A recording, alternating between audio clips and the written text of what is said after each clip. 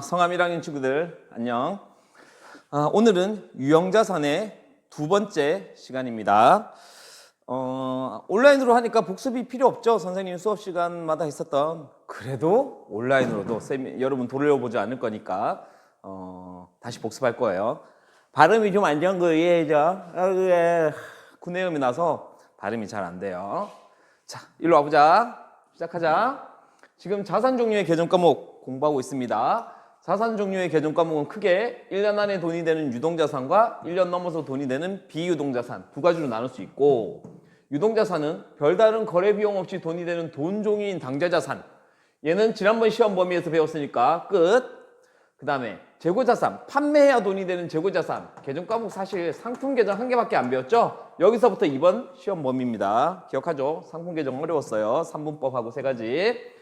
그 다음 1년 넘어서 돈이 되는 것 중에 투자의 목적인 건 투자자산, 영업의 목적인 것은 유형자산, 무형자산이라고 하는데 물리적 형태가 있으면 유형자산, 없으면 무형자산, 여기에 다 속하지 않으면 기타 비유동자산. 이번 시험 범위는 어쨌든 여기 기타 비유동자산까지예요. 시험 범위 발표된 거 아마 받았을 겁니다. 재고자산부터 기타 비유동자산까지. 지난 시간엔 유형자산, 지금 우리가 유형자산 배우고 있어요. 뜻은 영업용으로 사용하는 물리적 형태가 있는 1년 넘어서 돈으로 만들거나 돈으로 밖으로 판매하려고 하지 않는 재산, 이때겠죠? 영업용 물리적 형태가 있는 1년 넘는 재산. 그런 재산에는 어떤 게 있느냐? 개정 과목에 이런 게 있었죠. 땅을 가지고 있으면 토지, 건물을 가지고 있으면 건물, 짓고 있으면 건설 중인 자산, 또 뭐 댐이라든지 교량, 터널 가지고 있으면 구축물, 그 다음에 뭐 사용하려는 여러 가지 물건들, 책상, 컴퓨터 같은 거, 비품, 기계장치가 있으면 기계장치, 자동차가 있으면 차량 운반구, 배가 가지고 있으면 선박 등등등이 있었는데 개정 과목은 하나도 안 어려웠어요. 시험 때도 이 개정 과목들을 하나씩 낼 거니까 비슷한 문제들 쉽게 맞추길 바라고, 대신 이 유형자산은 공부해야 될 네 가지 테마가 있다는 게 이게 중요하지.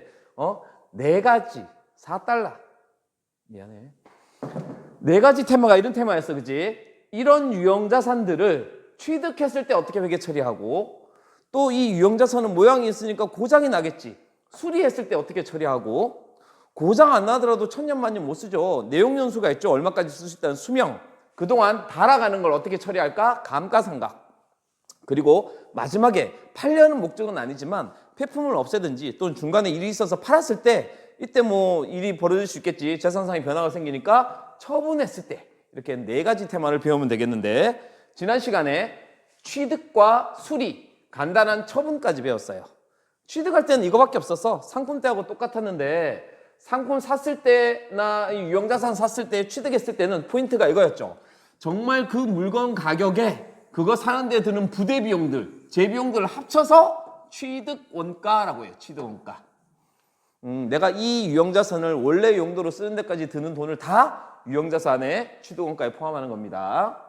자, 그래서 취득 원가는 그렇게 했고, 그 다음에 두 번째는 이 유형자산이 취득할 때가 아니라 팔았을 때, 팔려는 목적이었으면 상품인데 가지고 있다가도 책상이나 컴퓨터 처분할 수 있잖아요. 팔았을 때 내 장부에 적혀져 있는 가격과, 나중에 장부가액, 왜 장부가액인지 이야기할게. 장부에 써져 있는 지금의 가치와 팔았을 때 돈 받은 거의 차이를 비교해서 이익이 나거나 손해가 나면 이 각각의 처분이익, 처분손실 다 할 필요 없으니까 유형자산의 처분이익, 유형자산 처분손실, 이런 개정 과목으로 한다고 이야기했었어요.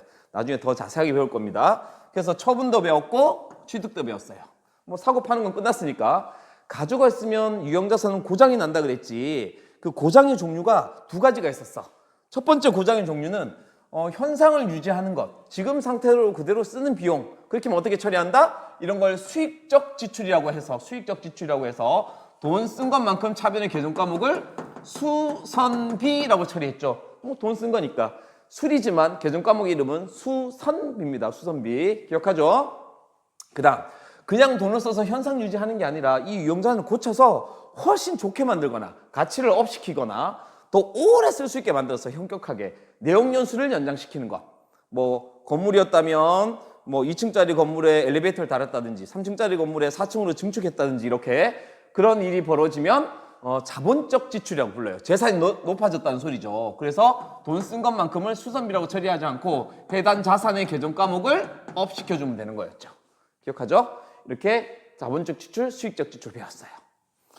드디어 복습 끝나고 오늘 배울 이야기 감가에 대해서 배워봅시다. 감가라는 건 국어적으로 보면 가치가 줄어든다라는 뜻이에요. 가치가 줄어든다. 이런 처리를 하자는 거죠. 이 책상이라는 유형자산이 있는데 10만 원이었다고 쳐보자. 그러면 이 10만 원이 천년만년 쓰는 게 아니라 10년을 쓸 수 있다는 기간이 있어. 그 기간을 뭐라고 하느냐 하면 내용연수라 불러요. 나중에 배울 건데 내용연수. 샀을 때 취득원가인데 10만 원에 샀는데 내용연수가 예를 들어서 10년이라고 치자. 그러니까 10만 원짜리를 10년 쓴다고 치자고요.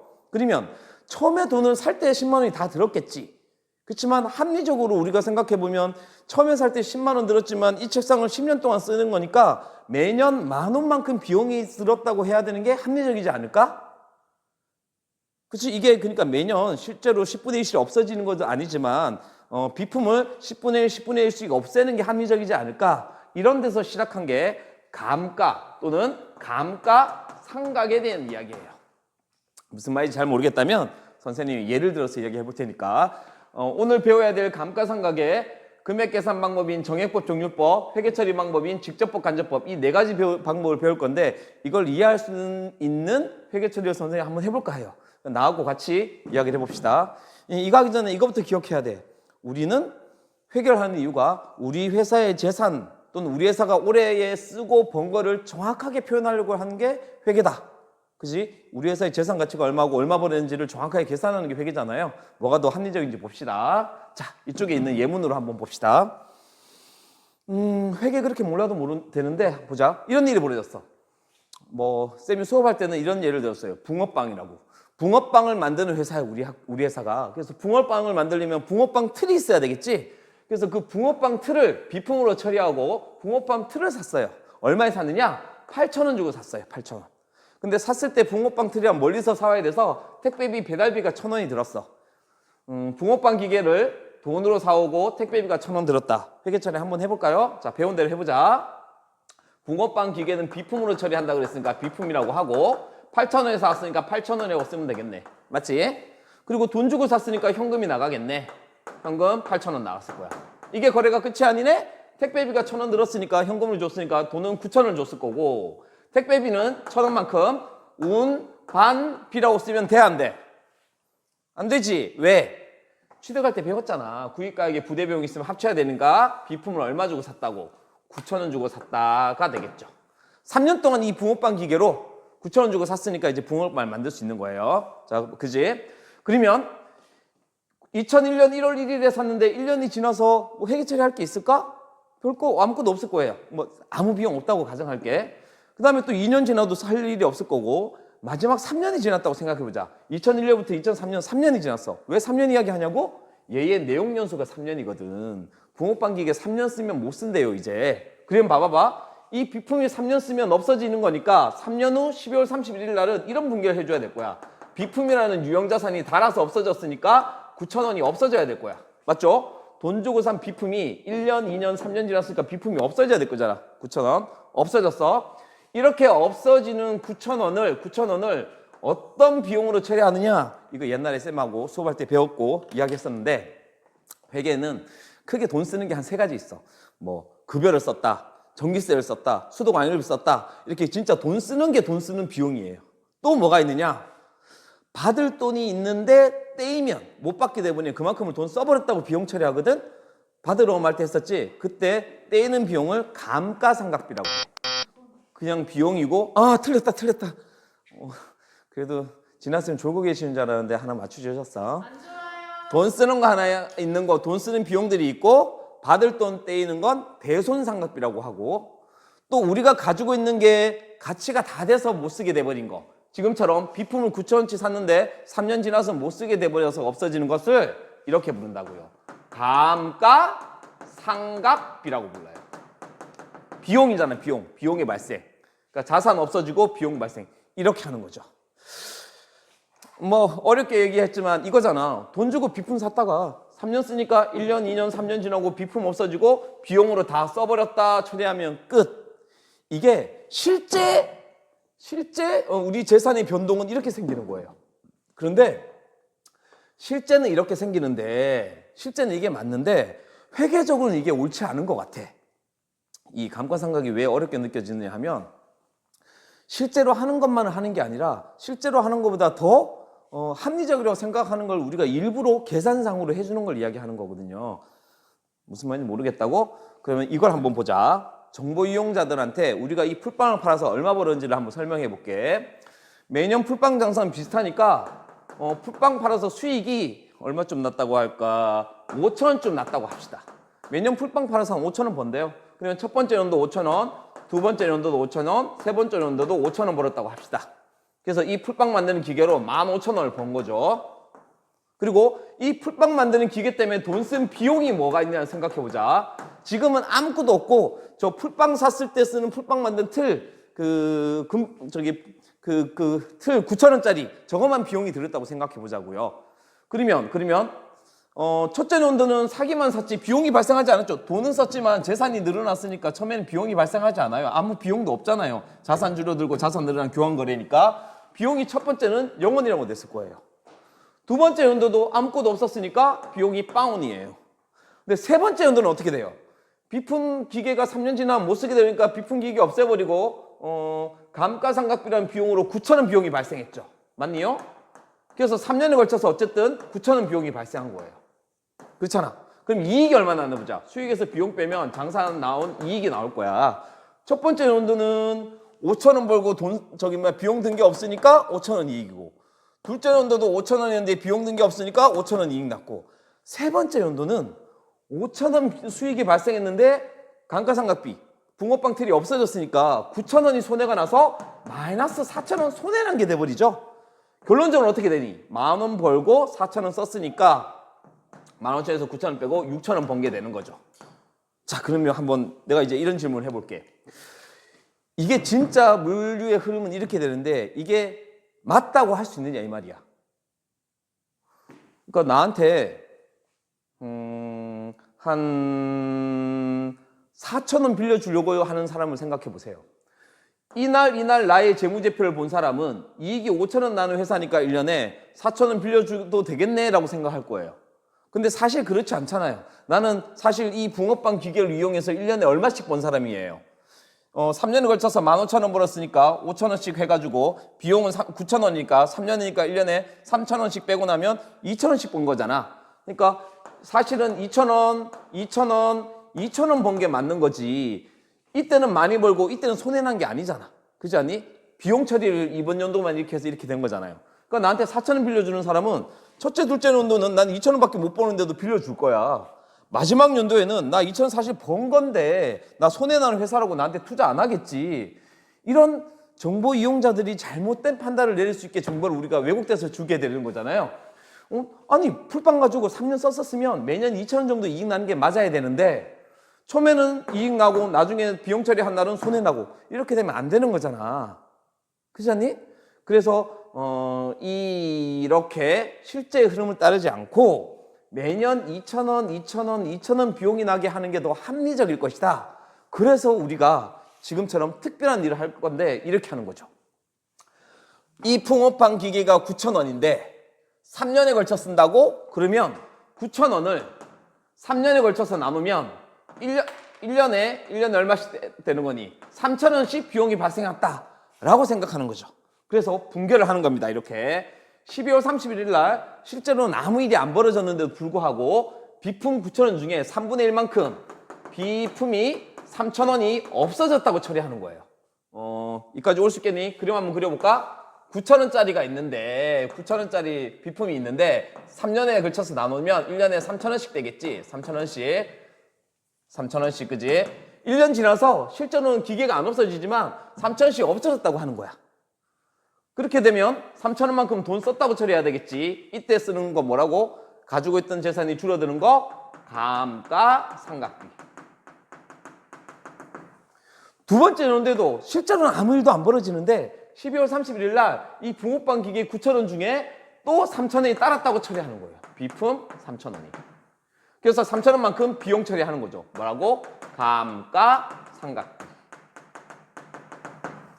그 다음 마지막 연도도 9,000원을 없애는 게 아니고 실제는 마지막에 다 없어지겠지만 남아있는 3,000원, 3,000원 중에 또 3,000원 없앴으니까 3,000원만 남아있잖아. 이 3,000원 썼다고 하는 거죠. 3,000원. 그리고 그것만큼 비용을 잡는 거예요. 감가상각비 얼마? 3,000원. 자, 전체를 한번 보세요. 비품이 9,000원 있었는데 3,000원, 3,000원, 3,000원 해서 없앴으니까 자산이 증가하면서 다 없어졌죠? 그리고 처음에 돈을 썼지만 그게 매년 3,000원, 3,000원, 3,000원. 매년 3,000원씩 비용을 균등하게 한 거죠. 그렇게 되면 어떻게 돼요? 내용적으로 보면 수익이 5,000원 났다고 가정하면 첫 번째 연도 비용이 0원이 아니라 3,000원이 발생했고, 두 번째 연도도 0원이 아니라 3,000원이 발생했고, 세 번째 연도도 9,000원이 아니라 3,000원이 발생한 거지. 총 비용이 든 건 9,000원 똑같아요. 그런데 이익이 5,000원, 5,000원, 마이너스 4,000원을 나는 게 아니라 합리적으로 얼마씩? 2,000원, 2,000원. 분필이 자꾸 떨어져. 힘이 넘치나 봐 오늘. 2,000원. 이렇게 나오게 되는 거지. 이게 더 합리적이지 않겠냐고. 실제로 물건이 없어지는 것보다 제가 3년 쓰는 거면 매년 3,000원, 3,000원, 3,000원 썼다고 하는 게 더, 그래서 2,000원, 2,000원, 2,000원 정도 내가 번 회사라고 하는 게 더 합리적이지 않겠냐고요. 그렇게 하기 위해서 감가를 하는 거죠. 매년 가치가 떨어지는 걸 1년에 한 번씩 없애주는 걸 감가상각이라고 해요. 그렇게 해야 더 합리적으로 된다고. 잘 이해 못하는 친구들한테는 쌤이 수업 시간에 이렇게 이야기했어. 우리는 이미 머릿속에 이런 생각을 가지고 있어. 회계학적 지식을 가지고 있어. 우리 상품 개정할 때 그런 이야기 했었잖아. 뭐 여기 앞에서는 10,000원에 파는데 인터넷에서는 9,000원에 팔아. 인터넷이 더 싸죠? 근데 택배비가 2,000원 붙어요. 그럼 11,000원이잖아. 그럼 뭐가 더 싸다고 생각해? 우리는 여기가 더 싸다고 생각하지. 왜? 여긴 택배비까지 붙은 걸 원가라고 생각하는 거니까. 그러니까 우리 머릿속에 부대 비용이 있으면 그까지 합쳐서 원가라고 생각하는 것처럼 이 감가상각도 우리가 원래 알고 있어요. 그래서 내가 수업 시간에 이런 예를 들었는데 저 뒷반 친구들은 못 들었을 거니까 내 말 잘 들어봐. 너희 또 속을 거야. 종이컵이 있어. 이거 지난번에 이야기했나 모르겠다. 종이컵이 10원이야. 근데 한 번 쓸 수 있어요. 종이컵. 그 다음에 한 번 쓰는 게 너무 아까워서 플라스틱컵을 사기로 했어요. 장사할 때 플라스틱컵을 쓰기로 했는데 이 플라스틱컵은 50원이에요. 플라스틱컵이니까 더 비싸겠지? 근데 10번을 쓸 수 있어요. 자, 어떤 게 더 싸니? 뭐라고? 진아쌤 어떤 게 더 싸요? 그래. 아잉. 진아쌤도 틀렸지 봐라. 진아쌤이 이게 더 싸다고 했어, 플라스틱컵이. 여러분들 그렇게 생각했죠? 또 나한테 속았잖아. 얘 10원이니까 얘가 더 싸지. 얘는 50원이잖아. 근데 왜 이게 더 싸다 그래? 우리 머릿속에 이미 이렇게 생각한 거야. 처음에 이거 한 번 먹을 때도 50원 들어가지고 들긴 하지만 50원인데 10번이니까 한 번 쓰는 데는 5원 든다라고 우리 머릿속에 생각하는 거고, 얘는 한 번 들 때 10원 든다고 생각하니까 아, 이게 더 싸다라고 우리가 생각하는 거지. 우리가 회계학적 마인드가 이미 몸속에 있다니까. 얘도 보면 이렇게 한 거예요. 횟수의 비용, 원래는 저 감가상각비는 기간의 비용인데 횟수의 비용으로 봤을 때 한 번 할 때도 50원이 들지만 10번 하면 한 번에 5원밖에 안 된다고 우리가 생각하는 것처럼 기간 비용으로 인식하는 거죠. 이 비품 살 때의 비용도 마지막에 처음 살 때 9,000원이 들긴 하지만 3년 쓴다고 생각하면 1년에 3,000원씩 비용이 들었다고 생각하는 게 합리적이고 당연하다고 생각하는 거지 우리가. 그래서 감가상각을 하는 거죠. 1년에 3,000원씩 들었다고 처리하는 게 옳을 거다. 그게 더 합리적이다. 그래서 실제로는 마지막에 없어지지만 매년 3,000원, 3,000원, 3,000원 비용으로 인식하는 것. 그걸 감가상각이라고 해요. 요거 하는 방법이 몇 가지가 있는데 프린트를 조금 정리하고 나서 요거 하는 방법에 대한 설명을 연결해서 할게요. 자, 프린트 한번 볼까? 지금까지 말한 걸 잘 이해하면 되겠다. 이제 첫 번째 프린트 칸부터 채워보자. 유형자산을 사용하거나 시간이 지나면 점점점 그 가치가 감소하는 것. 그러니까 모양이 있는 자산이 달아지는 것, 딸른 것 자체를 일단 뭐라고 한다고? 감가라고 해요. 다른 것. 자, 그러면 이렇게 가치가 줄어드는 것을 내용연수가 몇 년 동안 사용하냐는 거잖아. 가치가 줄어드는 것만큼을 매년 일정하게 나누어서 비용으로 처리하면 합리적이겠다라고 했지. 그래서 이 가치가 줄어드는 걸 매년 없애주겠다라고 하는 걸 감가상각한다라고 이야기해요. 감가상각. 그러면 그걸 얼마만큼 비용으로 하느냐? 감가상각하는 비용이 얼마냐? 이번 연도에 얼마를 깎을 것이냐? 얼마만큼 줄어들었다고 하느냐? 그게 감가상각비. 그리고 밑에 있는 답은 감가상각 누계액이라는 단어가 있는데 이건 뭐냐 하면 감가상각의 누적액이야. 여기서 잠깐 설명을 봐야 되겠다. 친구들아 보세요. 첫 번째 연도에 이제 이거 지울게. 이건 알게 됐으니까. 것 번째 연도에 봐. 감가상각비가 첫 번째 감가상각비가 3,000원 들었어요. 그러면 이게 다른 것이 3,000원이죠, 처음에. 그러면 9,000원짜리인데 3,000원이 달았어. 그러면 장부가액이라고 해요. 남아있는 저 비품의 장부가액, 장부상의 가치는 이제 얼마가 됐을까? 6,000원이 됐겠죠. 처음에는 9,000원이었는데 3,000원 달았잖아. 그러면 이제 장부가액은 6,000원이 되는 거야. 맞니? 그래서 감가상각비는 3,000원, 장부가액은 6,000원. 근데 둘째 연도를 보세요. 둘째 연도에 첫 번째 연도 감가상각비 3,000원이었다가 둘째 연도 감가상각 또 3,000원 했잖아. 그러면 감가상각비는 3,000원인데 다른 건 3,000원인데 감가상각의 누계액이란 말은 계산이 점점 쌓이는 걸 이야기하잖아. 전년도에 3,000원 따랐어. 또 이번 연도에 3,000원 따랐어. 그러면 총 얼마 따랐냐를 누계액이라고 하는 거야. 얼마 따랐니? 6,000원 따른 게 되겠지. 지난번에 3,000원, 이번에 3,000원. 그러면 장부가액은 얼마 되겠니? 취득가액에서 누계액을 빼면 장부가액이 나오겠지. 9,000원짜리인데 6,000원 따랐으니까 장부가액은 3,000원이 되는 거예요. 얘하고 얘는 반비례가 되겠어요. 마지막 연도에 또 감가상각비는 3,000원이야. 3,000원, 3,000원, 3,000원이잖아? 그럼 감가상각 누계액은 얼마 되겠니? 다른 게 쌓인 것이. 3,000원 따랐고 그 다음에 3,000원이니까 6,000원 따랐고 3,000원 더 따랐으니까 9,000원이 따랐겠죠. 이걸 감가상각 누계액이라고 해. 누계액이 점점 증가하죠. 그러면 장부가액은 얼마가 되겠니? 9,000원인데 6,000원 따고 3,000원 남고 했는데 또 3,000원 없어지니까 장부가액 빵원이 되겠죠. 그래서 얘는 지금 잔존가치가 빵원인 거예요. 그렇게 누계액이라는 건 매년 감가상각비가 쌓이는 게 누계액. 장부가액은 취득가액에서 감가상각 누계액을 빼면 이게 장부가액이 나온다라는 이야기죠. 자, 그럼 프린터 보고 다시 한번 해볼게. 프린터의 감가상각 누계액은 그래서 감가상각에 비해 누적액, 쌓이는 금액을 이야기하는 겁니다. 자, 감가상각의 3요소. 뒷반 친구들 5, 6, 7반 잘 들으세요. 이거 시험에 낼 거예요. 감가상각의 3요소는 그렇게 매년 얼마씩 따랐다고 생각하는 이 감가상각비를 계산하려면 알아야 되는 세 가지인데 첫 번째는 취득원가예요. 얼마짜리인지 알아야지 달아가는 걸 계산할 수 있겠지? 취득원가. 요거는 이전에 배웠던 거죠? 취득원가는 뭐에서 뭘 더하면 되겠죠? 구입가액에다가 부대비용을 더하면 그게 취득원가 되는 거 이미 배웠던 거고요. 그리고 자산이 얼마 정도 사용할 거냐, 어느 정도 수명이 되느냐, 그거 뭐라고 그런다 그랬지? 맞아요. 내용연수. 취득원가를 내용연수로 나눠야지 매년 얼마 감가상각하는지 알 수 있으니까. 그지? 그리고 한 개가 더 있어요. 여기서는 쌤이 잔존가치를 0이라고 했는데 이럴 수 있잖아. 9,000원인데 마지막에 다 쓰고 남는 가치, 잔존가치가 예를 들어서 3,000원이 있다고 칩시다. 그러면 9,000원이 있었는데 잔존가치가 3,000원이면 다 쓰고 남는 거의 가치가 잔존가치야. 3,000원이면 실제로 따른 건 6,000원이잖아. 그렇지 않니? 그거 3년에 걸쳐서 따르면 1년에 3,000원이 아니고 2,000원이 될 수도 있겠지. 그죠? 그래서 감가상각비를 계산하려면 취득원가 알아야 되고요. 잔존가치 알아야 되고요. 내용연수를 알아야 되겠어요. 자, 그러면 여기 답부터 먼저 이야기해 볼까? 잔존가치 또는 잔존가액은 내용연수가 다 끝나고 마지막에도 얼마만큼 가치가 남아있는가, 그걸 잔존가치라고 부릅니다. 요 세 가지가 감가상각의 3요소니까 알아두시고 감가상각 하려면 이 세 가지를 알아야 되거든요. 시험 칠 때도 반드시 낼 테니까 어렵지 않잖아요. 그죠? 요 세 가지 낼게요. 부수적인 용어들은 나중에 배워가면 알 수 있을 건데 말로만 먼저 해둡니다. 감가상각 대상금액은 자산의 취득가액에서 잔존가치 뺀 것을 이야기하는데 이거예요. 아까처럼 9,000원인데 취득원가에서 잔존가치를 빼면 6,000원이 딸잖아요. 그게 감가상각을 하는 대상이 되는 금액이라는 뜻이에요. 감가상각 대상금액. 그걸 이제 3년으로 나누면 매년 감가상각비가 나오겠죠. 장부가액. 요건 아까 배웠다. 장부가액.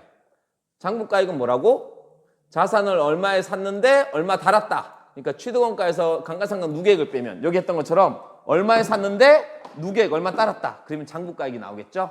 그죠? 장부가액 계산하는 방법은 취득가액에서 감가상각 누계액을 빼면 되겠습니다. 요것도 시험에 100% 내려고 하는 건데 요건 그냥 따로 하나 알아도 되겠어요. 감가상각을 하지 않는 자산이 있는데 뭐하고 뭘까요? 토지와 건설 중인 자산은 감가상각을 하지 않아요. 여기 있는 재산들 중에 다 감가상각을 하는데 가치가 줄어드는데 감가상각을 하지 않는단 말은 닳지 않는 거란 소리인데 토지, 땅이 달리 땅은 안 닳잖아. 그래서 감가상각을 하지 않아요. 또 건설 중인 자산. 건설 중인 자산은 짓고 있는 거잖아요. 이게 다 지어져야 건물이 되는 거고 그게 이제 따라가는 거니까 건설 중인 자산일 때는 감가상각 하지 않아요. 그래서 얘도 하지 않아. 나머지는 다 감가상각을 하는데 토지와 건설 중인 자산은 감가상각 하지 않습니다. 이것도 시험에 낼 테니까 꼭 기억해 두시기 바랍니다. 사실 시험에 낸다는 말은 사실 매년 나왔던 거고요. 자격증 시험할 때도 자주 나온다는 이야기니까 그렇게 알아들으시면 되겠습니다. 강조한 거였어요. 자, 그러면 그 밑에 이제 감가상각의 방법에 대해서 공부를 하겠습니다. 지금 시간이 어떤지 모르겠는데 25분 정도 했다네요. 너무 많으면 여러분들 힘드니까 여기서 살짝 끊었다가 그 다음 요 방법 하는 거 천천히 한 차씩 더 진행하도록 하겠습니다. 유형자산 2차시는 일단 이렇게 마무리할게요. 유쌤 전화 가서 전화를 받아야 돼. 안녕.